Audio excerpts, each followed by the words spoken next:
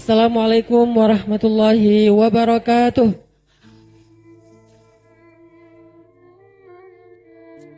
Alhamdulillahi rabbil alamin. Alhamdulillahilladzi bi ni'matihi tatimmus shalihat wa bi fadlihi tatanazzalul khairat wal barakat wa bi taufiqihi tatahaqqaqul maqasid wal ghayat. Asyhadu an la ilaha illallah wahdahu la syarikalah wa asyhadu anna Muhammadan abduhu wa rasuluhu alladzi la nabiyya ba'dah. Allahumma salli wa sallim wa barik ala sayyidina Muhammadin wa ala alihi wa sahbihi ajmain. Rabbi syrah li sadri wa yassir li amri wa hlul 'uqdatan min lisani yafqahu qawli. Yang sama-sama kita muliakan dan kita doakan dengan kebaikan ayahanda kita, orang tua kita dan juga guru kita, Ayahanda Diki Alauddin sebagai ketua Rumah Tahfiz Center, yang Masya Allah Rumah Tahfiz Center ini udah punya santri mandiri lebih dari 60.000 orang di seluruh Indonesia bahkan sampai ke luar negeri. Semoga Rumah Tahfiz Center ini semakin berkah, bertambah santrinya, bertambah para penghafal Qur'annya. Satu saja orang yang menghafal Qur'an dengan asbab kita, maka akan menjadi salah satu penolong kita kelak di akhirat. Jadi kalau ada 60.000 orang yang menghafal Al-Quran dengan asbab kita, asbab di sini artinya kita punya kontribusi di dalamnya. Bisa kontribusi materi, bisa kontribusi tenaga, waktu, skill, apapun. Kita punya kontribusi di dalamnya, maka insya Allah 60.000 orang itu setiap hari membaca Al-Quran untuk kita. Yang satu huruf Al-Quran itu ada 10 kebaikan. Orang yang menghafal Quran itu nggak mungkin baca Quran itu jarang. Pasti setiap hari dia murojaah, setiap hari dia ziyadah. Murojaahnya aja udah entah berapa ribu kebaikan mengalir setiap hari kepada kita dari satu orang. Dan ini ada lebih dari 60.000 santri mandiri Rumah Tahfiz Quran yang ada di seluruh Indonesia, 24 provinsi dan bahkan di Afrika Selatan, ada di Mesir, Kairo, bahkan ada di Gaza, Palestina. Semoga semua kita yang ada di sini, yang hadir di sini, mau mengambil bagian kontribusi dan mensupport program Rumah Tahfiz Center yang ada di seluruh dunia ini. Kemudian kepada Ketua DKM Masjid Al-Hijri, Rektor Universitas Ibnu Khaldun, dan juga pastinya anak-anak muda, para jomblo fisabilillah yang ada di Kota Bogor. Saya heran ya, saya dakwahnya tuh udah dari tahun 2015, tapi masih banyak aja jomblo-jomblo ya. Gak tahu ini generasinya udah berganti, sayanya masih di sini, nggak move on, atau kaliannya emang masih istiqomah sendiri.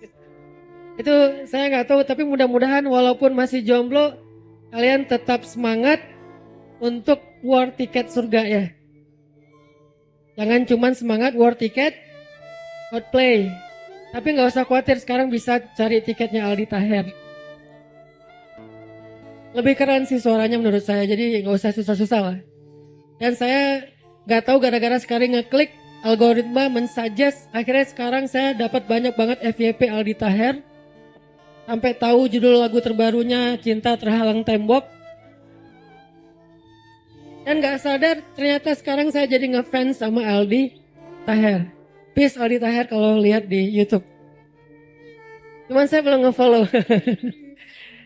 Teman-teman yang dirahmati Allah SWT, hari ini kita bakal, silakan duduk aja Kang. Puja. Ate enggak enak karena jadi berdiri Ustaz. Daripada nanti makin ini. Ustaz Anan enggak boleh duduk. Ana boleh duduk. Itu bukan boleh, mending duduk aja deh. Ya, makasih Kang Puja ya, Kang Puja. Teman-teman, hari ini kita bahas tema yang sebetulnya bisa dibilang ya bisa berat, bisa ringan tergantung angle kita ngelihatnya. Kalau kita ngelihat dari angle pondok pesantren, bagi kita yang mondok ini akan berat nih. Karena ini sudah menjadi topik perdebatan sejak generasi kedua tahun 100 sekian Hijriah. Sampai akhirnya puncaknya muncullah sebuah gerakan dakwah Ahlus Sunnah wal Jamaah. Salah satunya digagas oleh Abu Hasan Al-Asy'ari yang kemudian kita kenal dengan akidah Asy'ariyah. Tapi sebelumnya udah ada banyak sekali aliran-aliran yang membahas ini. Tapi kalau kita bahas dari angle anak muda, saya kan selalu mencoba untuk menerjemahkan literasi agama mulai dari bab akidah, bab akhlak dan seterusnya. Saya coba terjemahkan tuh ke bahasa anak muda, ke analogi-analogi anak muda, ke contoh-contoh daily life-nya anak muda. Kenapa? Biar kita memaknai agama itu kontekstual dan juga aplikatif. Karena kita tidak ada kebutuhan untuk mendalami agama menjadi seorang ahli debat. Tidak ada kebutuhan itu. Kita nggak ada kebutuhan belajar agama untuk menjadi seorang profesor di bidang salah satu ilmu agama. Karena kita bukan ngambil jurusan itu. Tapi kebutuhan kita belajar agama itu adalah kalau bahasa santri itu untuk kebutuhan fardu ain. Yang aplikatif, daily life, sehari-hari. Sesuai dengan konteks kehidupan kita sebagai anak muda yang hidupnya urban di perkotaan, maka saya coba menerjemahkan setiap literatur agama itu ke dalam bahasa dan analogi anak muda. Nah, hari ini kita juga pengen bahas tentang masalah ini karena saya ngelihat ada semacam kebingungan yang kemudian dijadikan konten yang semakin membingungkan tentang masalah ini. Dengan berbagai macam pertanyaan yang kritis, sehingga kadang-kadang kita nggak sadar malah terjebak kepada salah satu aliran menyimpang yang muncul ketika zaman fitnah sebelum datangnya sebuah ijtihad dari Abu Hasan Al-Asy'ari. Apa contohnya? Misalnya kita kan bahas tentang takdir ya. Saya pakai tanda petik mengubah. Karena kalimat mengubah ini hanya istilah sebetulnya. Karena kita tidak mengubah takdir, Allah yang berkehendak. Ketika kita bicara takdir, di Indonesia itu banyak sekarang anak muda yang terjebak antara pemikiran Qadariyah ataupun pemikiran Jabariyah. Mungkin sebagian pernah dengar bahkan akrab sekali ya dengan istilah Qadariyah dan Jabariyah. Tapi bagi sebagian yang mungkin pernah mendengar tapi agak-agak samar-samar, atau bahkan mungkin baru pertama kali dengar, itu jenis apa lagi Ustadz? Aliran apa lagi? Ada Qadariyah, ada Jabariyah, ada Mu'tazilah, ada Murji'ah, ada banyak sekali aliran-aliran yang lebih dari ribuan aliran pada saat itu yang macam-macam aneh-aneh gitu. Nah, tapi di Indonesia secara umum trennya saya lihat nih mulai arah-arah ke antara Qadariyah sama Jabariyah dalam konteks memahami takdir. Apa itu Qadariyah? Qadariyah itu salah satu pemaknaan dari aliran mereka adalah dalam konteks takdir, kita itu bertanggung jawab sepenuhnya dengan segala urusan hidup kita. Jadi hidup kita itu tergantung kita, bukan tergantung Allah. Kita yang berkehendak, kita yang menentukan, kita yang melakukan.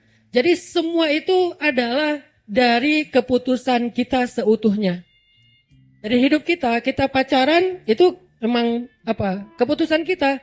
Kita menikah itu keputusan kita. Diputusin itu keputusan kita. Ditinggalin, diselingkuhin, di PHP-in, diharkosin. Semua itu adalah bagian dari pilihan kita, keputusan kita, kehendak kita. Allah nggak punya peran di situ. Sehingga kita harus berjuang sendiri dalam hidup. Ini adalah golongan Qadariyah. Konsekuensi dari pola pikir ini adalah orang kalau melakukan satu kesalahan, karena kesalahan itu adalah disebabkan oleh keinginannya sendiri, dia yang menentukan, dia yang mengikhtiarkan, maka siapapun yang melakukan kesalahan atau dosa, maka dia kekal dalam api neraka. Ini konsekuensi dari pemikiran ekstrim tentang takdir bahwa kita tuh menentukan diri kita sendiri. Nggak ada yang bisa merubahnya, yang menentukannya kita sendiri yang menentukan. Allah nggak punya peran ataupun bagian di dalam menentukan kehidupan kita. Sehingga nanti jadilah kalau bahasa kita sekarang dibikin lebih sekuler, lebih liberal, nggak usah berdoa, nggak usah tawakal, nggak usah sholat. Orang yang sholat aja hidupnya masih susah kan gitu kan? Bahasa sederhananya nih. Ngapain sih lo rajin-rajin banget ngaji? Emang kalau lo udah ngaji hidup lo berubah? Yang penting kalau mau hidup berubah itu kerja keras, kemudian belajar yang giat, yang sungguh-sungguh. Semuanya ada di tangan kita. Believe in yourself gitu kan? Jadi benar-benar harus mengandalkan diri sendiri. Ini walaupun nggak dalam bentuk ideologi, tapi ini adalah bagian dari kesadaran-kesadaran qadariyah. Walaupun kita nggak mengatakan ideologi saya adalah qadariyah, bukan. Tetapi ini adalah awareness-nya qadariyah. Kesadaran dengan warna qadariyah. Yang seolah-olah sholat kita tuh nggak fungsi buat hidup kita. Doa kita tuh nggak fungsi dalam hidup kita. Jadi orang benar tuh nggak fungsi dalam hidup kita. Yang berfungsi adalah ya usaha kita sendiri. Kalau mau sukses ya usaha aja yang maksimal. Sesekali dia pakai ayat. Ayatnya apa? Atau pakai kalimat yang sering kita dengar, manjada wajada. Siapa yang bersungguh-sungguh dia dapat. Ini adalah awareness dengan warna qadariyah. Dan konsekuensi dari awareness ini dalam konteks yang akidah, dia akan kekal di neraka kalau berbuat dosa. Karena dosa itu perbuatannya sendiri. Ini adalah pemikiran yang agak bahaya, walaupun kita nggak nganggapnya sebagai sebuah ideologi hari ini, tapi menjadi sebuah kesadaran yang dibentuk oleh banyaknya konten-konten. Terutama konten yang arahnya ke sekulerisme. Untuk menghilangkan peran agama, menghilangkan peran ibadah, menghilangkan peran Al-Quran, menghilangkan peran Tuhan bahkan dalam kehidupan kita, karena semuanya ditentukan oleh kita sendiri. Nah ini nih bicara takdir versi qadariyah. Nanti bicara takdir lagi versi jabariyah. Ini kebalikannya qadariyah, bahwa kita itu nggak punya peran apapun dalam hidup. Kita itu nggak punya peluang sedikit pun dalam hidup. Kita tuh nggak punya kontribusi apapun dalam hidup. Semuanya udah ditentukan sama Allah. Baik buruknya kita itu ada di tangan Allah. Allah yang menentukan, Allah yang menggariskan, Allah yang menetapkan, Allah yang mengatur. Jadi kita ikut aja. Nanti konsekuensi sikapnya apa? Behavior, perilakunya apa? Jadi gampang putus asa. Ini mah udah ketentuan Allah, ngapain lagi sih capek-capek? Kalau emang udah ditakdirkan neraka, kita gimana-gimana juga, ya udah emang pasti masuk neraka. Kalau kita ditakdirkan masuk surga, nggak ngapa-ngapain juga masuk surga. Pasti Allah takdirkan kita jadi orang benar. Kayak terlalu pasrah. Saking pasrahnya nggak mau usaha, nggak mau ikhtiar. Akhirnya banyak ngeluh, menyerah, berputus asa. Lagi suka sama cewek, tapi kemudian pakai awareness jabariyah. Kayaknya kalau saya capek-capek ngejar dia, takdirnya bukan dia, ya nggak dapat juga sih. Kalau takdirnya dia, nggak saya kejar juga dapat. Ya udahlah, saya mah biasa aja. Terserah takdir. Ini awareness dengan warna jabariyah. Akhirnya nggak ikhtiar, nggak usaha. Yang paling sering ini dipakai dengan kata-kata gini, qadarullah. Sekarang kalimat paling sering kita dengar itu antara dua. Kalau sebelum terjadi, insya Allah.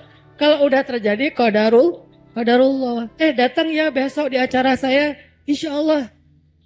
Tapi dia nggak datang sebetulnya. Pas ditanya kenapa kemarin nggak datang, qadarullah, maaf ya. Yang disalahin Allah, seolah-olah dia nggak datang itu memang Allah yang salah. Allah yang mentakdirkan nggak datang. Ini sebetulnya tanpa sadar udah mulai ada warna-warna jabariyah nih. Dan konsekuensinya adalah kita itu nggak masuk surga dengan amal kita. Sering nggak dengar kata-kata ini? Ini nih cara balik lagi ke liberal dan sekularisasi loh. Kita tuh nggak masuk surga dengan amal kita loh. Kita nggak masuk surga dengan sholat kita nggak masuk surga dengan ngaji kita nggak masuk surga dengan taubat kita tuh masuk surga dengan takdir Allah. Kita masuk surga kalau yang sering kita dengar tuh dengan rahmat Allah. Jadi seolah-olah nggak perlu sholat lagi, nggak perlu ngaji lagi, karena bukan itu yang bikin kita masuk surga. Ini ekstrim juga nih. Sehingga kita ngerasa bahwa surga neraka itu bukan dari ikhtiar kita, bukan dari ibadah kita. Itu memang udah takdir Allah. Ada yang masuk surga, ada yang masuk neraka. Bahkan yang lebih ekstrimnya lagi adalah mereka itu berbuat dosa, mereka itu minum khamar, mereka itu berzina, mereka itu riba. Tapi ketika ditanya kenapa kamu kayak gini, ini takdir Allah, bukan salah saya. Sehingga nanti kedudukan mereka di akhirat adalah bukan dari ikhtiar mereka, bukan dari ibadah atau ketaatan mereka. Ini konsekuensi behavior, perilaku yang muncul dari awareness berwarna Jabariyah. Wah, kalimat yang sering kita dengar, yang pertama kalimatnya adalah manjadda wajada dengan penafsiran Qadariyah. Yang kedua kalimat kita nggak masuk surga karena amal kita dengan penafsiran Jabariyah. Walaupun diambil dari hadis juga, kita masuk surga dengan rahmat Allah. Tapi terjemahnya, penafsirannya, interpretasinya versi Jabariyah. Sehingga akhirnya membuat kita jadi nggak semangat lagi beribadah. Kedua-duanya adalah pemikiran tentang takdir yang sangat rentan dengan kesalahpahaman. Sehingga membuat kita salah sikap. Terus muncullah Ahlussunnah wal Jamaah yang tadi digagas oleh Abu Hasan al-Asy'ari, kemudian Abu Mansur al-Maturidi dan seterusnya, yang mengambil jalan tengah. Jadi sebelum muncul fitnah ini nggak ada Asy'ariyah. Karena dulu Islam, Nabi, para sahabat kan belum muncul fitnah ya. Belum muncul penyimpangan-penyimpangan. Muncullah penyimpangan di zaman setelah sahabat, yaitu zaman tabi'in di tahun 100 sekian, artinya abad kedua, baru akhirnya muncullah yang orang yang ingin memurnikan kembali agama. Sebagaimana janji Nabi, di setiap 100 tahun itu Allah mengutus orang yang akan memurnikan agama setelah agama itu dirusak atau dikacaukan oleh orang-orang yang tidak berilmu atau orang-orang yang berpenyakit hatinya. Nah, salah satu di antara mujaddid filmi'ah as-saniyah, mujaddid filmi'ah as-salisah, mujaddid di tahun ketiga, di abad ketiga adalah Abu Hasan al-Asy'ari. Artinya beliau memurnikan kembali pemahaman akidah yang menyimpang tadi. Jadi kalau ada yang bilang Asy'ariyah itu kan baru muncul belakangan, ya karena sebelumnya tidak ada penyimpangan di zaman Nabi dan sahabat. Baru muncul penyimpangan di tahun 100-200, kemudian datanglah Abu Hasan al-Asy'ari untuk memurnikan.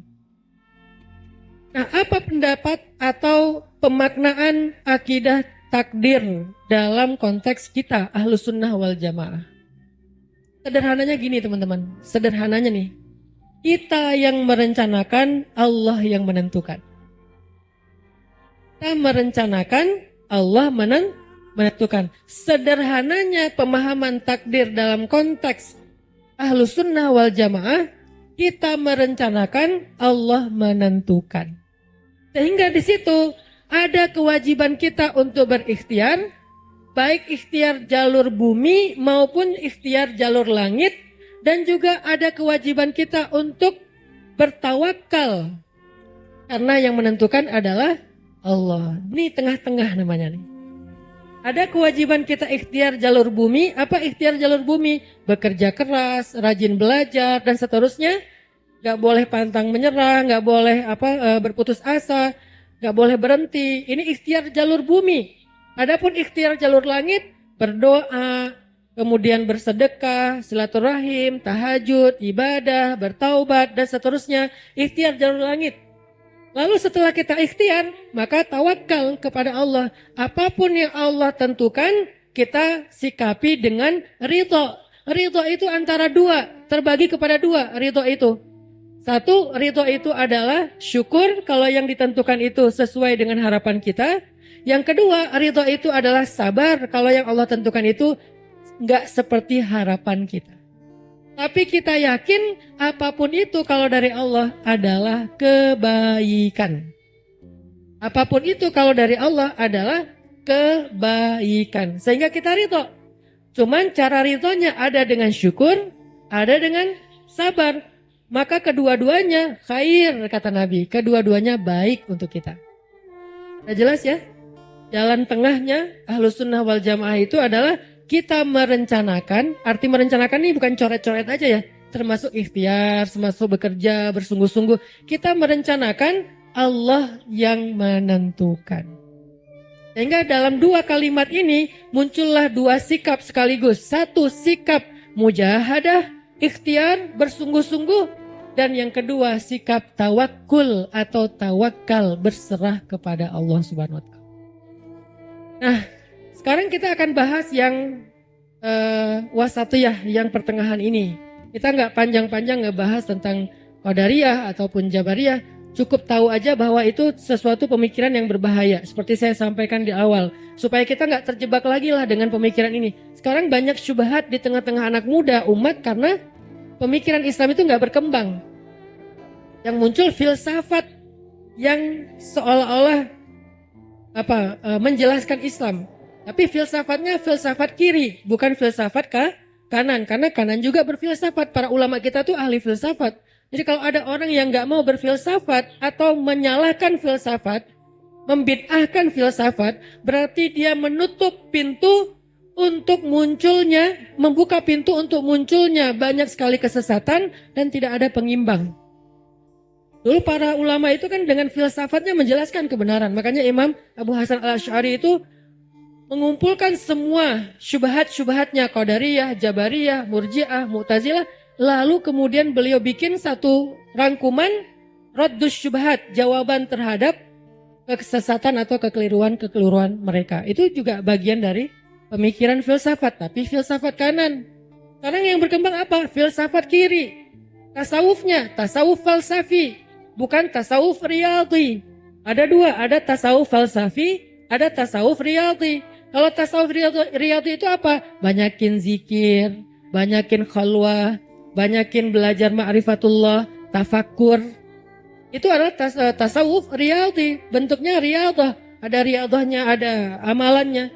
Ada juga tasawuf falsafi. Tasawuf falsafi ini apa? Pemikiran. Sehingga akhirnya dibolak-balik kita jadi bingung tentang Islam kita sendiri ya. Karena tasawufnya tasawuf pemikiran. Nah, kita mencoba untuk masuk ke Islam dengan pemahaman yang tengah.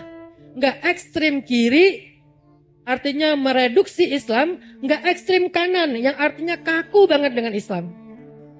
Yang kaku dengan Islam nggak akan siap menerima dinamika kehidupan. Akhirnya bahasa sederhananya tinggalkan dunia, semua itu nggak ada dalilnya segala macam, itu ekstrim kaku kanan. Yang kaku ke kiri, yang ekstrim kiri, agama dianggap sebagai penghambat, Islam dianggap sebagai beban, syariat dianggap sebagai masalah. Sehingga kalau kita mau maju, tinggalkan syariat, tinggalkan Islam, tinggalkan Al-Quran. Kita fokus aja dengan hidup kita, dengan dunia kita. Pakai mazhab baru, namanya mazhab Soekarno misalnya. Ini jadi ada ekstrim kanan, ekstrim kiri gitu. Jangan diedit. Ini lagi ngomongin Jabariyah, bukan ngomongin ya itulah.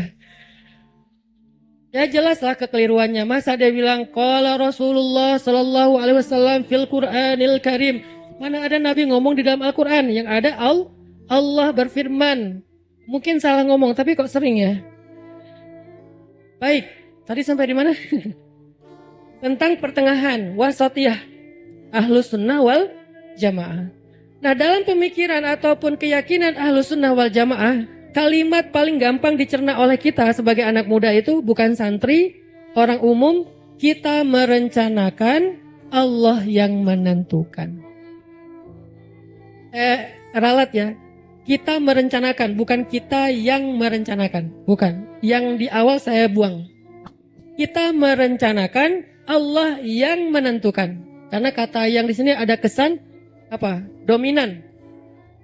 Kita merencanakan, Allah yang menentukan.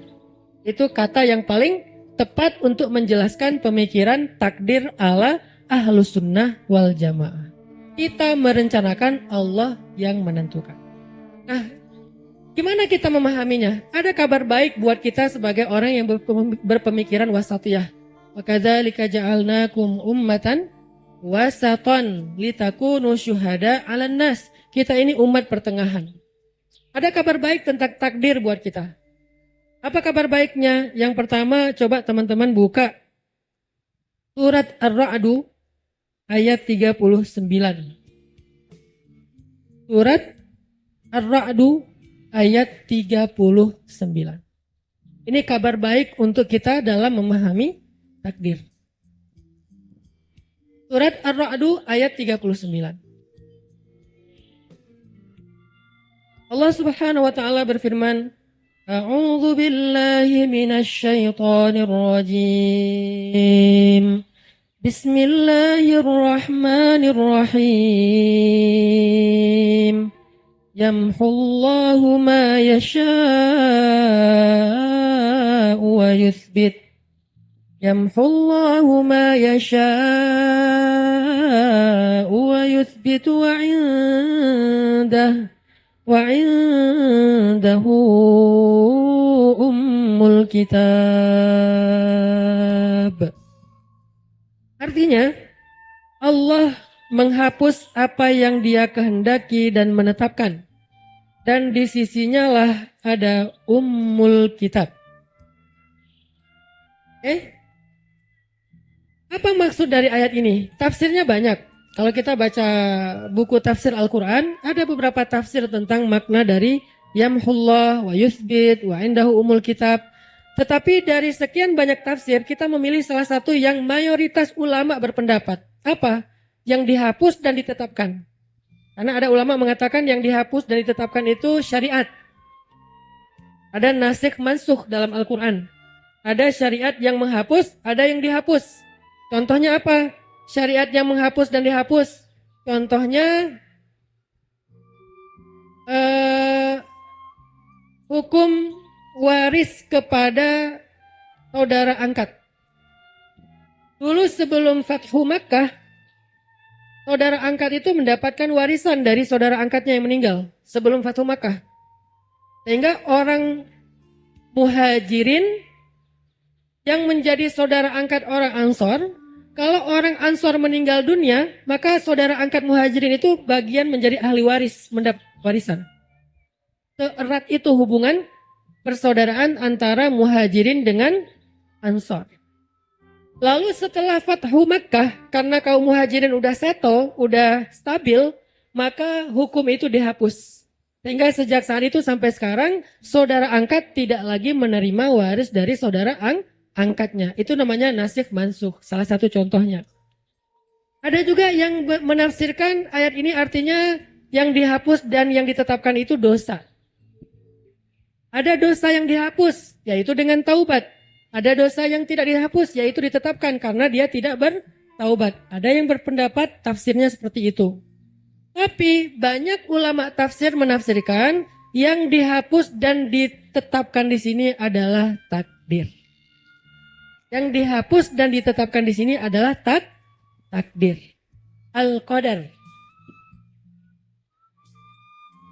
Karena kita mengenal istilah Al-Qadha wal Qadar. Dan itu salah satu dari rukun iman dalam hadis Jibril. Yaitu engkau beriman kepada qadha dan qadarnya Allah. Khairihi wa syarrih. Yang baik ataupun yang buruk. Nah sekarang yang dihapus dan yang ditetapkan itu apa? Al-Qadar, takdir kalau dalam bahasa kita.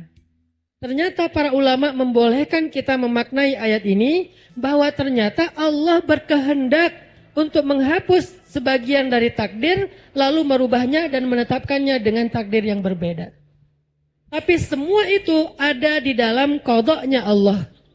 Pertanyaan yang paling sering ditanyakan, Ustadz, apa bedanya qadha dan qadar? Ini versi bahasa kita ya. Qadha dan qadar. Apakah yang disebut dengan qadha itu qadha sholat, qadha puasa? Ya. Qadha ini bukan dalam konteks mengqadha ya. Ini bab akidah bukan bab fikih. Lalu apa bedanya qadha dengan qadar? Jangan tanya saya. Tanya kepada Nah, kalau kita nanya kepada ulama, salah satu ulama yang luar biasa itu adalah Al-Imam Asy-Syahid Ramadan Buti dari Suriah, dari Damaskus. Beliau meninggal tahun 2010 apa 2011 gitu, karena ditembak lagi taklim gini, ditembak kepalanya. Itu awal terjadinya Arab Spring, revolusi Arab. Nah, Syekh Imam Asy-Syahid Ramadan Buti mendefinisikan bedanya antara qadha dengan qadar.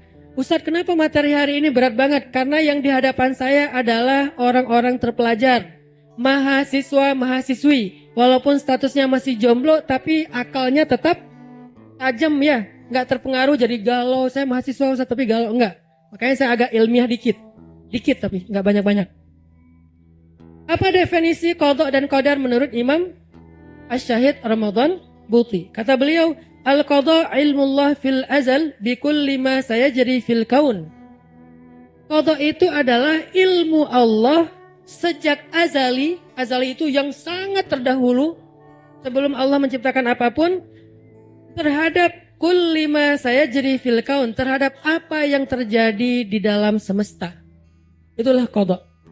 Ilmu Allah tentang apapun yang terjadi, yang berlaku di dalam kehidupan, di dalam semesta. Itulah qadha.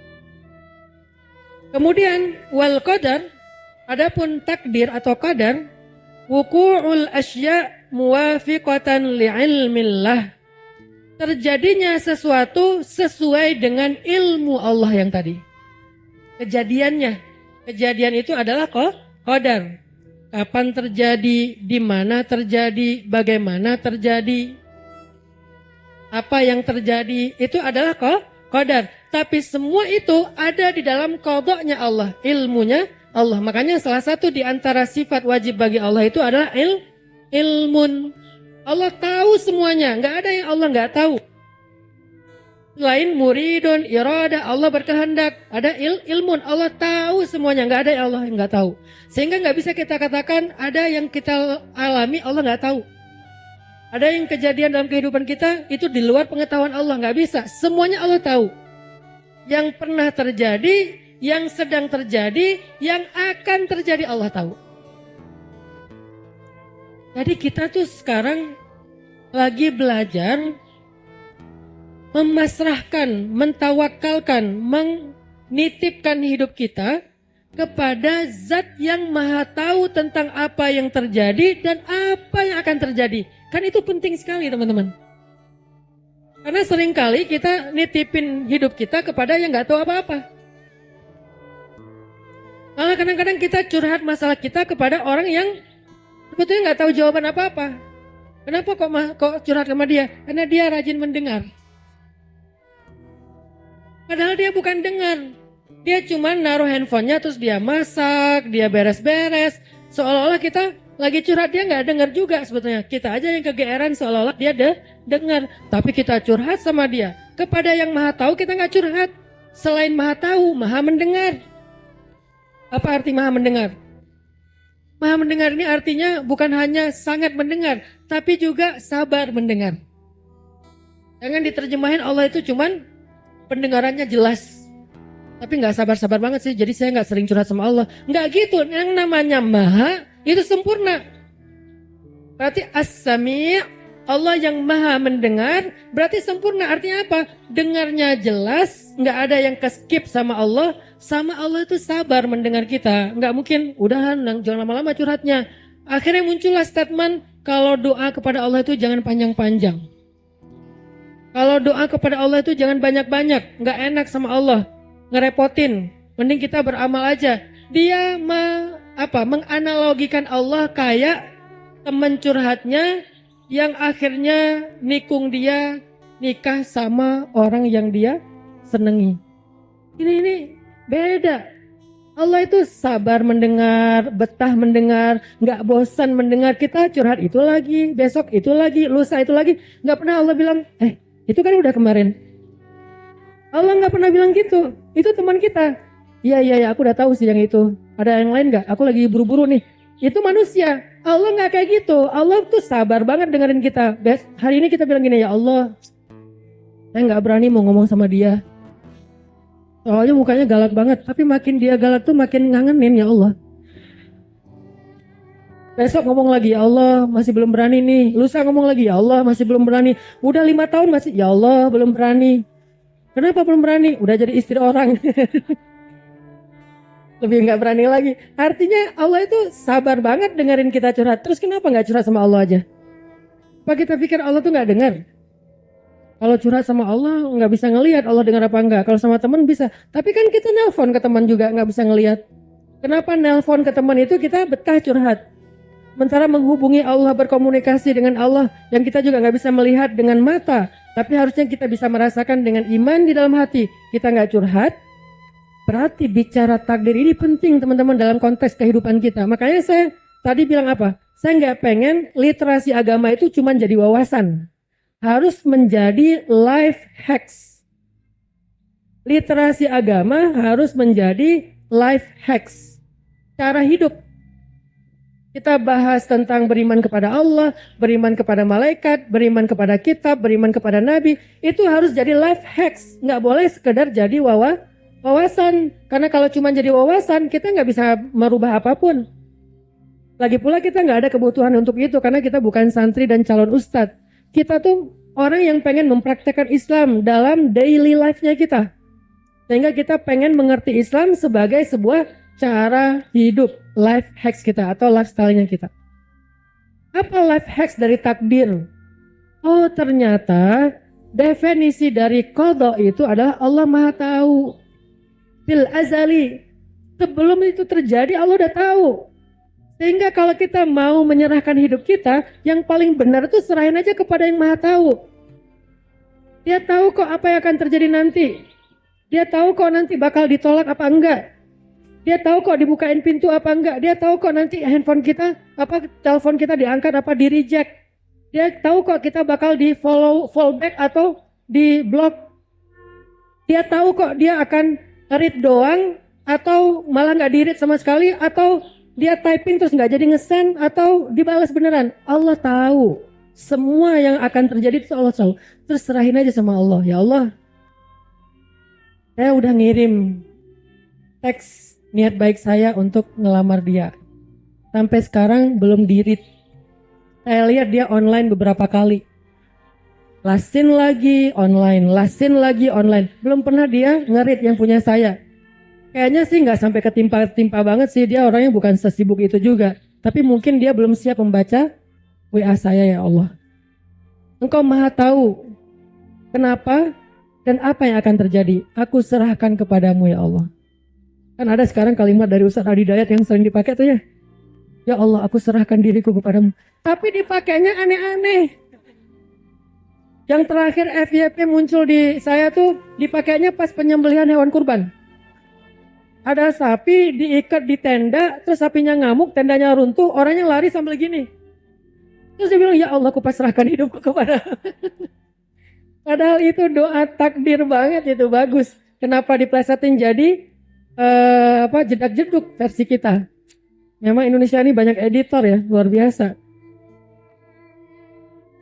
Artinya kita ketika tahu bahwa Allah itu qada, Allah itu alim atau ilmun, ya udah serahin aja hidup kita kepada yang lebih tahu daripada kita. Kita nggak lebih tahu. Nanti berlakulah ayat yang sering saya ulang-ulang itu. Wa asa an takrahu syai'an wa huwa khairul lakum. Wa asa an tuhibbu syai'an wa huwa syarrul lakum wallahu ya'lamu wa antum la ta'lamun. Bisa jadi kalian benci sesuatu padahal itu baik untuk kalian.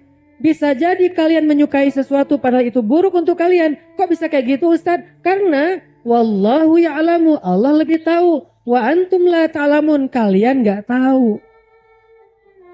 Ini cara kita belajar qada dan qadar ya. Belajar qada itu berarti apa? Belajar nggak sok tahu. Belajar qada itu artinya belajar nggak sok tahu. Allahu a'lam, selalu itu kata-katanya. Allah lebih tahu. Allah lebih tahu. Allah lebih tahu. Saya nggak lebih tahu. Mana yang baik, mana yang buruk saya nggak ngerti. Allah lebih ngerti. Ya udah saya serahin aja kepada Allah. Meminta taufik dari Allah. Biar Allah yang mengarahkan saya kepada apa yang menurut Allah baik. Walaupun menurut saya di awal saya anggap nggak baik. Allah, kok takdir saya nikahnya sama dia sih? Padahal saya pengennya sama Jungkook. Misalnya ya, kok jadinya sama jongkok misalnya. Yang tingginya cuma 1 meter misalnya. Saya pengennya anak basket yang di kampus tuh, yang tingginya 3,5 meter. Kita mempertanyakan. Kenapa kita mempertanyakan? Karena kita merasa lebih tahu. Orang yang nggak merasa lebih tahu nggak akan mempertanyakan. Ya Allah, nggak apa-apa dia jongkok juga. Tapi insya Allah dia yang terbaik untuk saya. Dari sebelah mana yang terbaik? Nggak tahu. Kok nggak tahu? Kan Allah lebih tahu. Ya saya mah nggak tahu. Buat saya nggak ada baiknya. Tapi Allah lebih tahu. Dan kita nggak pernah tahu teman-teman. Sering loh kejadian kayak gitu. Kalau dihitung-hitung nggak ada juga kebaikan. Mungkin kebaikannya bukan dia, tetapi lewat dia. Mungkin kebaikannya bukan dia, tetapi lewat dia. Catat. Mungkin bukan kamu kebaikan aku, tapi lewat kamu.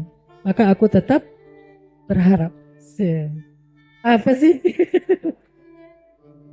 Enggak penting juga kata-kata. Itu bukan hadis ya, jangan salah tafsir ya. Jadi mungkin kebaikan hidup kita bukan dia, mungkin. Tapi bisa jadi dia. Kalaupun kayaknya susah banget nemuin kebaikannya, mungkin kebaikannya bukan dia, tetapi lewat dia. Artinya kita nggak dapat kebaikan kalau nggak lewat dia. Dia itu kurir. Kurir kebaikan. Gimana maksudnya kurir kebaikan? Fa inna ma'al usri yusra. Inna ma'al usri yusra. Bersama dengan kesulitan ada kemudahan. Bersama kesulitan ada kemudahan. Maksudnya apa? Kemudahan itu nggak turun sendiri, dibawa oleh kesulitan. Berarti kalau kita dapat dia, kayaknya kamu usrunnya aku deh. Kamu adalah usrun. Kamu itu kesulitan bagi aku. Tapi gak apa-apa. Karena kamu pasti bawa yusrun. Temen di grup nih. Ada yang nyebelin banget. Anggap aja dia kasih nama di kontak kita. Nama dia usrun. Usrun 1, usrun 2, usrun 10. Banyak banget teman-teman kita yang nyebelin. Berarti ada sekian usrun. Kenapa kita anggap dia usrun? Karena dia nggak datang sendiri, pasti bawa yusrun. Nanti teman kita yang suka bantu kita, yusrun 1, yusrun 2, yusrun 3 ya. Kenapa kita bilang dia yusrun? Karena dia nggak biasanya datang sendiri, pasti ada usrunnya. Itu sepaket teman-teman. Maka kalau kita menganggap pun ya, pasangan kita nggak ada kebaikannya sama sekali, maka bisa jadi memang bukan dia kebaikan dalam hidup kita, tetapi lewat dia. Siapa yang kayak gitu? Sayyidah Asiyah. Sayyidah Asiyah, istri Fir'aun. Ada kebaikan Fir'aun? Ada Ustadz, dia nggak poligami. Itu bukan kebaikan. Itu beda cerita ya. Firaun gitu-gitu setia Ustadz. Dia monogami, dia sama istrinya aja. Walaupun ujung-ujungnya disalib istrinya sampai mati. Apa kebaikannya kalau kayak gitu? Itu bukan kebaikan. Maka Firaun itu tidak bisa dikatakan sebagai kebaikan. Kalau seandainya ada satu saja kebaikan pada dirinya, Allah udah kasih dia hidayah. Tidak ada kebaikan pada dirinya, semua keburukan. Terus kok Asia kasihan banget sih dapatnya Firaun? Enggak. Asia itu menjadi 1 dari 4 perempuan istimewa, cuman 4 di dunia, itu salah satunya adalah lewat Fir'aun, bukan Fir'aunnya. Sehingga Asia gak pernah menyalahkan Allah tentang takdir itu. Gak pernah bilang, ya Allah kok saya sih yang nikah sama Eta, Fir siapa? Firman. Maaf ya kalau ada yang nama Firman. Kenapa sih saya jadinya sama Fir'aun? Bukan Fir'aun, Fir'aun. Oh ya, Fir'aun. Kok saya jadi sama Fir'aun sih? Kan harusnya saya jadinya sama Nabi Musa. Yang karena Asia itu perempuan istimewa, perempuan sempurna. Nabi Musa laki-laki sempurna. Kenapa saya nggak jadinya sama Musa aja sih? Kan lebih klop tuh. Frekuensi sama-sama istimewa. Kenapa malah jadinya sama Fir'aun? Atau minimal ya yang keren dikit lah, misalnya Korun gitu kayak yang tajir ya kan ya, sultan banget, nggak perlu flexing juga benar-benar sudah sultan gitu. Saking tajirnya dia, hartanya di mana-mana, sampai di Indonesia juga ada tuh harta karun. Namun di dalam tanah, wah harta karun, enak banget karun, di mana-mana ada hartanya. Kenapa nggak karun? Karena bisa jadi kebaikan dalam hidup Asia memang bukan suaminya, memang bukan Fir'aun, tetapi lewat Fir'aun. Tapi kan nggak mungkin kita mengibaratkan suami kita sama Fir'aun ya. Gak apa-apa kalau suami saya kayak Fir'aun. Enggak lah, ada kebaikannya udah pasti tuh, ada, nggak mungkin nggak ada. Kok bisa gitu? Allah yang bilang, wa asa an takrahu syai'an wa yaj'alallahu fihi khairan katsira. Bisa jadi kamu benci sesuatu pada pasanganmu, tapi pada dialah Allah menjadikan khairan katsira, kebaikan yang sangat banyak. Jadi ada dua versi ayat. Yang satu, bisa jadi kamu benci sesuatu padahal itu baik bagimu. Yang satu lagi, bisa jadi kamu benci sesuatu padahal Allah menjadikan padahal itu kebaikan yang sangat banyak. Ayat yang kedua konteksnya tentang pertahanan. Ayat yang pertama konteksnya tentang perang. Tapi secara makna mirip. Sehingga kalaupun kita nggak menemukan, bukan nggak ada, kitanya yang nggak menemukan, percayalah bahwa kalau bukan dia kebaikannya, maka kebaikan itu datangnya lewat dia. Fa inna ma'al usri yusra, inna ma'al usri yusra. Terus apa hubungannya dengan ayat tadi yang Allah hapus, Allah tetapkan? Ternyata para ulama menafsirkan takdir itu berlaku yamhullah wa yuthbit. Allah menghapus dan menetapkan. Tapi semuanya ada di dalam qadha, ilmunya Allah. Tidak keluar dari ilmunya Allah. Siapa yang yamhu, yang menghapus? Allah, bukan kita. Sehingga muncullah doa dari Umar bin Khattab, doa dari Abdullah ibnu Mas'ud. By the way, Umar dan Abdullah ini adalah 2 dari 7 kibaril ulama inda sahabah. 2 dari 7 ulama besar di kalangan sahabat. Ada 7 ulama besar di kalangan sahabat. 2 di antara mereka adalah Abdullah bin Mas'ud dan Umar bin Khattab. Berarti ilmu mereka itu nggak kaleng-kaleng, ilmunya luar biasa. Kalau mereka menyampaikan sesuatu statement, berarti itu dengan keilmuan, bukan dengan kebodohan.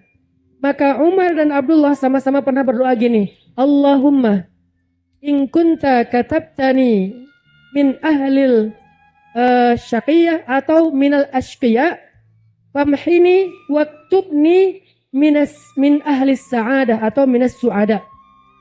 Fa innaka tamhu ma tasha wa tuthbitu ma tasha wa indaka ummul kitab. Itu doanya Umar dan doanya Abdullah. Artinya apa Ustadz? Kalau kita nggak hafal bahasa Arabnya, inilah bedanya kalau kita bisa bahasa Arab sama nggak bisa. Kalau kita bisa bahasa Arab, kita bisa baca doa itu di dalam sujud. Dan sujud salah satu tempat atau kondisi doanya yang paling istijabah.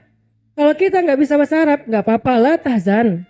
Tetapi kita bisa membacanya di luar sholat. Artinya apa? Ya Allah, andainya engkau telah mencatat aku, kitab, katabtani, mencatat aku min minal ashqiya, termasuk orang yang rugi, termasuk orang yang sengsara, termasuk orang yang binasa, famhini ya Allah, ya Rabbi, hapuslah ya Allah untukku. Waktubni, dan catat aku minas su'ada, termasuk orang yang bahagia. Fa innaka tamhu ma tasha wa tuthbit. Engkau maha kuasa menghapus apa yang kau kehendaki dan menetapkan. Wa indaka ummul kitab. Itu diambil dari Ar-Ra'd tadi. Dan di sisimu ada ummul kitab. Kenapa Umar dan Abdullah berdoa seperti ini? Karena mereka mengambil pemahaman dari ayat tadi. Allah berkehendak menghapus takdir. Tetapi semuanya ada di dalam kekuasaan Allah. Semuanya ada dalam ilmu Allah. Termasuk doa kita pun bagian dari takdir dan ilmu Allah. Makanya orang yang beriman gak boleh seperti Qadariyah yang terlalu GR, tidak boleh seperti Jabariyah yang terlalu berputus asa. Apa GR-nya? Ngerasa semua bisa sendiri. Atau putus asa, apa putus asanya? Ngerasa gak berdaya. Maka orang yang beriman, muslim yang ahlu sunnah wal jamaah, tadi kita merencanakan termasuk doa, termasuk silaturahim, termasuk sedekah. Kenapa? La yaruddul qada illa du'a, kata Nabi.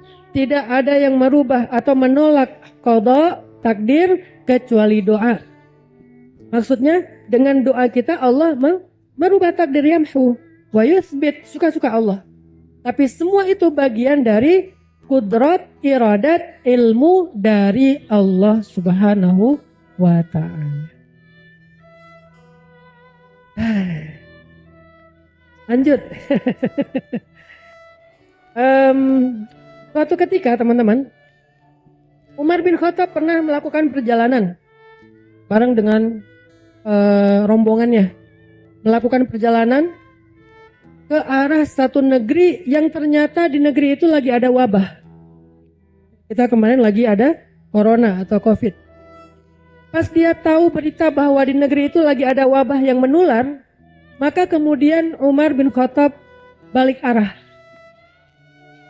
Maka orang yang bersama Umar yang gak ngerti ilmu tentang takdir bertanya, afirarun min qadarillah, apakah kita lari dari takdir Allah wahai Umar ya Amirul Mukminin? Kata Umar, na'am, firarun min qadarillah ila qadarillah. Ya, ini lari dari satu takdir Allah kepada takdir yang lain. Apa maksud dari kalimat ini? Maksudnya adalah kita berikhtiar untuk meminta Allah hindarkan kita dari takdir kena wabah kepada takdir selamat dari wabah. Tapi semua itu adalah takdir Allah. Semua itu ada di dalam kehendak Allah. Semua itu ada di dalam ilmu Allah. Sehingga tugas kita adalah apa? Ikhtiar dan tawakal.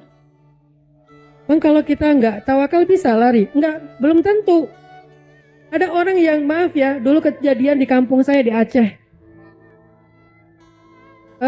Kampung saya itu sebelah kanan jalan. Kampung satu lagi sebelah kiri jalan. Jadi kita berhadap-hadapan nih. Pas terjadi tsunami, itu tuh kampung yang sebelah kiri jalan itu kan bukit.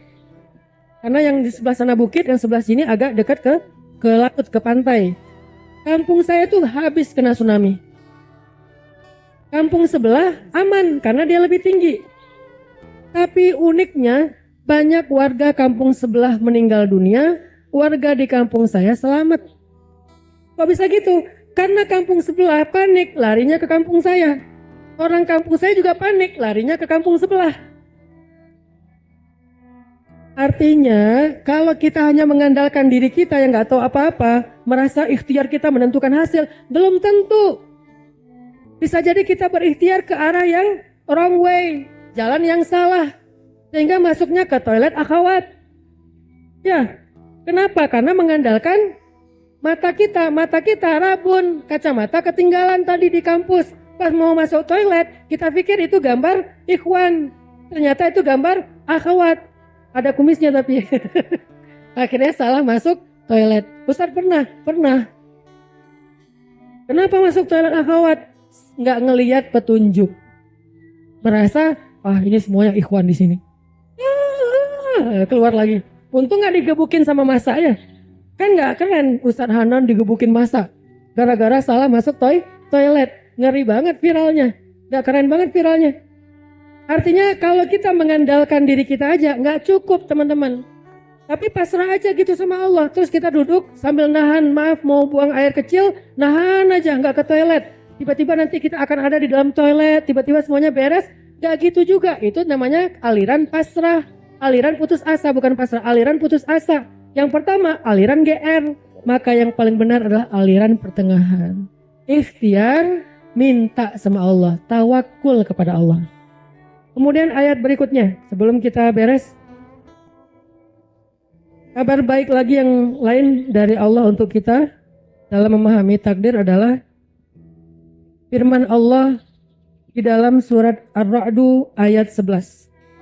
Masih di surat Ar-Ra'du. Ayat 11. Apa ayatnya? Di tengah ayatnya ya. Innallaha la yughayyiru ma biqawm. Innallaha la yughayyiru ma biqawmin hatta yughayyiru ma bi anfusihim. Wa idza arada Allahu biqawmin su'an fala maradda lahu wa ma lahum min dunihi min wal. Sesungguhnya Allah tidak merubah keadaan suatu kaum sampai mereka merubah apa yang terjadi pada diri mereka sendiri atau merubah dirinya. Dan jika Allah menghendaki keburukan kepada suatu kaum, tidak ada yang bisa menolaknya. Maka mereka tidak punya pelindung selain Allah. Ini ayat ngejelasin tentang akidah aswaja banget nih. Yang pertama kalimatnya apa? Kita harus merubah diri kita sendiri, gitu kan? Terus kalimat terakhir, tapi jangan terlalu GR. Semuanya harus berlindung kepada Allah, kembali kepada Allah, berserah kepada Allah. Itu lengkap banget penjelasan di ayat itu yang diterjemahkan oleh para ulama kita menjadilah akidah Ahlus Sunnah wal Jamaah. Akidah Asy'ariyah. Dengan apa? Dengan dua tadi. Kita merencanakan. Apa yang kita rencanakan? Ya perubahan pada diri kita sendiri. Pengen langsing, ya udah rencanakan dietnya gimana. Pengen bening, ya udah rencanakan pakai skincare apa. Bisa juga rencana lain apa? Pakai filter aja, gampang. Itu bagian dari merencanakan. Lebih ekstrim lagi, nggak cukup pakai kamera yang bagus, pakai filter, kameranya aja. Demi bisa nonton konser Blackpink, dia beli handphone yang kameranya bisa di zoom sampai 100. Sampai Blackpink lewat. saking zoomnya jauh banget, bisa ngerekam bulan. Ya, ini nggak iklan sih karena nggak di endorse. Pokoknya ada lah. Pakai kamera bagus, pakai filter sampai berlapis-lapis. Nggak cukup juga, ditambahin avatar. Sampai akhirnya dia jadi avatar, berubah, jadi keren banget. Tiba-tiba jadi kesatria Majapahit. Tiba-tiba jadi kesatria dari negeri Narnia gitu kan. Karena pengen keren. Gak apa-apa, itu bagian dari ikhtiar. Walaupun wrong way. Makanya minta petunjuk Allah. Ya Allah, saya biar bening, biar glowing. Gimana caranya? Saya udah beli skincare. Saya udah sering gini-gini. Di muka saya malam-malam tuh saya tampar-tampar sampai merah ya Allah. Kok gak bening-bening? Ya ternyata kata Allah ada cahaya yang lebih indah daripada glowing karena skincare, walaupun skincare itu bagus. Tapi yang lebih glowing lagi apa? Cahaya wudhu dan sholat. Simahum fi wujuhihim min atharis sujud. Tanda-tanda mereka adalah ada asar sujud. Asar sujud di sini maksudnya bukan jidat hitam. Asar sujud di sini artinya wajahnya bercahaya. Jadi jangan digini-giniin pas sujud. Biar dapat asar sujud. Kasihan saya nggak ada asar sujud, dianggap nggak sholat ya. Arti asar sujud di sini adalah wajahnya bercahaya. Yauma tabyaddat wujuhum, hari ketika wajah mereka bercahaya. Jadi ikhtiar tawakal, ikhtiar doa, ikhtiar ibadah. Dengan kayak gitu berarti Allah akan yamhu wa yuthbit kepada kebaikan yang kita harapkan. Sekian, ini hanyalah sekedar prolog aja pembahasan tentang takdir. Lebih dalam lagi nanti silahkan kita belajar kepada guru-guru kita, kiai kita, habaib kita, ustadz-ustadz kita yang mengajarkan akidah Ahlus Sunnah wal Jamaah Asy'ariyah tentang takdir atau qada dan qadar. Sehingga kita bisa mengimaninya dan mempraktekannya dalam daily life kehidupan kita. Barakallahu fikum. Wassalamualaikum warahmatullahi wabarakatuh. Waalaikumsalam warahmatullahi wabarakatuh. Nah teman-teman, Ustadz Hanan boleh duduk. Nah jangan jadi usrun. Ya, usrun ada yang ingat usrun apa? Iya, Ustadz Hanan berdiri aja sampai Isya. Wah, kasihan nanti. Nah teman-teman, ini ada kesempatan buat teman-teman yang mau bertanya kepada Ustadz Hanan. Tapi caranya langsung konfirmasi kepada nomor yang akan saya sebutkan. Dan nomor ini bukan nomor Ustadz Hanan tentunya. Ya, nomor panitia. Kalau teman-teman mau bertanya silakan di nomor 0811. Ya silakan, yang megang HP pasti ada kuotanya. 0811 8033 ya, 8033 009. Saya ulangi ya. 0811 8033 009. Nah, Masya Allah tadi pemaparan dan ilmu yang Ustadz Hanan sampaikan luar biasa. Mudah-mudahan kita lebih mudah memahami juga menerima takdir. Ya, fair.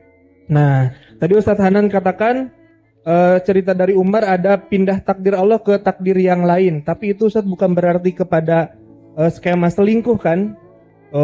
Udah jodoh yang ini terus selingkuh dengan yang lain. Terus yang selingkuhnya bilang, saya hanya berpindah takdir kepada takdir yang lain. Wah, itu ngeles ya. Udah gitu selingkuhnya pakai aplikasi yang itu ojek ya. Ya udahlah, ya nanti kita dipertanyakan. Nah, sekarang kita tunggu nih pertanyaan dari teman-teman tentang takdir. Tapi Ustadz, kalau bagi anak, takdir itu kan pemberian Allah ya. Dan semua kita itu takdirnya kan berbeda-beda. Kalau anak memahami dengan penyampaian guru anak, kalau takdir itu adalah pemberian Allah yang sangat istimewa Ustadz. Karena diberikannya kepada kita masing-masing berbeda. Dan kita itu harus bangga dengan takdir yang Allah berikan Ustadz. Nah ini tema yang luar biasa banget karena kadang betul kata Ustadz ya, kita ini bingung takdir tuh kayak gimana sih? Udah usaha, udah tahajud, tetap aja nggak jelas-jelas gitu ya. Nah ternyata hari ini kita ketemu jawabannya ya mengenai tentang takdir. Masya Allah, kita tunggu pertanyaannya. Nah, banyak banget nih. Udah. Enggak disampaikan. Nah, anak pilih. Nah, ini dia. Ada di nomor 0812 929 bintang pokoknya ya. Pertanyaannya Ustadz, Assalamualaikum Ustadz, saya Jua usia 20 asal Bogor ya. Catat Ikhwan, usia 20 tahun ya. Ingin bertanya tentang jodoh Ustadz. Bulan Februari kemarin saya dikhitbah oleh seseorang laki-laki. Iya dong. Sebelum dia berangkat ke Mesir. Mesir. Dia menyampaikan niat baiknya kepada orang tua saya sekitar 3-7 tahun. Sekitar 3-7 tahun dia akan ada di Mesir Ustadz katanya. Jujur saya sebagai perempuan banyak kekhawatiran karena jangka waktu yang begitu lama. Wah takut nih. Seru nih ya. Bagaimana cara untuk tetap percaya dan tenang menjaga hati saya Ustadz? Taqabbal masykuran. Oh ceritanya mirip ya? Canda. Ini sebetulnya bukan pertanyaan ya, minta dikuatkan hati. Karena kalau pertanyaan saya tunggu apa enggak kan gitu ya. Ini bukan nanya, tapi pengen dikuatkan hati dalam penantian. Menunggu datangnya Farajun itu jalan keluar dari Allah Subhanahu wa taala itu adalah ibadah. Jadi kalau kita dapat ujian itu macam-macam termasuk ujian ditunda satu kebaikan atau dijauhkan dengan orang yang kita sayangi. Kebaikannya pengen menikah tapi karena LDRan belum bisa menikah sekarang dan seterusnya. Maka menunggu datangnya jalan keluar atau pertolongan Allah adalah bagian dari ibadah. Sehingga kalau kita sabar menunggu dengan setia sesuai dengan janji kita saat khitbah, maka setiap hari itu kita dicatat sebagai orang yang sedang beribadah. Bisa beribadah sholat sunnah, bisa beribadah zikir Al-Quran, zikir dan baca Al-Quran. Berarti kita setiap hari lagi berzikir, seolah-olah setiap hari lagi sholat sunnah dengan jumlah rakaat yang tidak terhingga. Itulah indahnya menunggu. Makanya ketika kita sakit, menunggu sembuh, maka setiap hari itu ibadah. Ketika kita memberikan hutang kepada teman kita, tapi belum dibayar, menunggu dibayar atau dia ingat atau dia sadar, itu ibadah. Ketika kita punya masalah, menunggu datangnya jalan keluar, itu juga ibadah. Maka kalau mbaknya mau beribadah, tunggu. Tunggu dengan setia sambil memperbaiki diri. Sehingga Allah yang akan menentukan kapan waktu terbaik untuk kalian. Jangan bersuuzon dulu 7 tahun. Bisa jadi dia 6 bulan juga udah gak sabar balik lagi. Kayaknya aku mau bawa kamu ke Mesir deh. Ya gitu ya. Akhirnya ya udah. Bisa jadi mbaknya dibawa ke Mesir, setelah 6 bulan dia galau, kayaknya gak enak banget LDRan, apalagi dia sendiri masa udah punya status khidbah tapi gak jadi-jadi. Akhirnya dia berubah pikiran, di Mesir dia juga udah settle, udah siap dengan kebutuhannya, balik lagi atau setahun dia balik, setelah itu dia nikah, balik bareng dengan ke Mesir kan indah. Kenapa berputus asa ketika kita belum mencoba apa-apa? Maka tunggu biar Allah yang menentukan yang terbaik. Dengan berharap yang terbaik. Lagi-lagi nanti ada kalimat, aku tergantung prasangka hambaku kepadaku. Maka berprasangkalah yang baik-baik kepada Allah, sehingga Allah mentakdirkan yang terbaik sesuai prasangka kita. Barakallahu fiik. Nah, jadi tunggu aja ya Mbak. Bersabar, tapi jangan sambil tiktokan, sambil tilawah Quran, insya Allah. Pertanyaan kedua Ustadz, 2 pertanyaan aja mungkin dari Ikhwan. Mana nih Ikhwan tadi? Ya. Nah Ustadz, bagaimana caranya atau misalkan tips agar kita ini dapat menerima takdir yang pahit karena saya mendapat ujian dari Allah dengan meninggalnya anak saya. Tafadhol masykuran Ustaz. Kan ada kalimat raditu billahi rabba, ya. Saya ridho Allah sebagai Rabb. Arti Rabb yang mengatur, yang menentukan, yang menjaga. Terus ada lagi kalimat inna lillah wa inna ilaihi raji'un. Kita ini milik Allah dan semua kita kembali kepada Allah. Terus yang ketiga, coba hayati hadis Nabi tentang bagaimana keadaan anak kecil setelah wafat sebelum dia balik. Anak kecil yang wafat sebelum dia balik, kelak di akhirat justru dia yang akan menolong orang tuanya. Menjemput orang tuanya, baik di neraka ataupun ketika sedang dihisab. Maka baik di neraka atau kita ini adalah bukan penolong kita dan membahagiakan kita di dunia, tapi kelak dia yang akan membahagiakan dan menolong kita di akhirat. Ini nasihat untuk yang kehilangan putra-putrinya sebelum balik, masih kecil, masih bayi, dalam kandungan, setelah 4 bulan dan seterusnya. Maka itulah hiburan bagi mereka. Apa hiburannya? Inna lillahi wa inna ilaihi raji'un. Ulang-ulang kalimat itu agar kita sadar bukan kita yang memiliki dia, tapi Allah yang memiliki dia. Lalu Allah berhak untuk mengambil apa yang Allah miliki, sehingga kita nggak boleh ngerasa bahwa ini punya saya. Mirip dengan analogi yang sering kita dengar, tukang parkir. Artinya kita bangun kesadaran innalillah wa inna ilaihi raji'un. Udah. Yang kemudian kalimat berikutnya, baca doa Nabi SAW yang diajarkan kepada Abu Salamah. Allahumma ajurni fi musibati wa akhluf li khairam minha. Ya Allah, beri saya pahala dalam musibah saya dan beri saya ganti yang lebih baik darinya. Ya, tetap dia kehilangan anak yang paling dia sayang, tapi bukan kehilangan selama-lamanya, hanya berpisah sekian puluh tahun. Nanti di akhirat Allah akan mengembalikannya kepada orang tuanya selama orang tuanya wafat dalam iman. Bahkan anak itu akan kembali sebagai penolong bagi orang tuanya. Lalu di dunia, dengan doa yang tadi, Allah akan mengganti musibahnya dengan nikmat yang lebih baik. Bisa jadi anak yang insya Allah juga akan menjadi penyejuk mata bagi orang tuanya. Itu hiburan bagi yang sedang diuji dengan kehilangan. Baca innalillah, fahami kabar dari Rasulullah tentang keadaan anak kecil yang meninggal sebelum usia balik. Kemudian yang ketiga adalah baca doa dari Abu Salamah. Barakallah.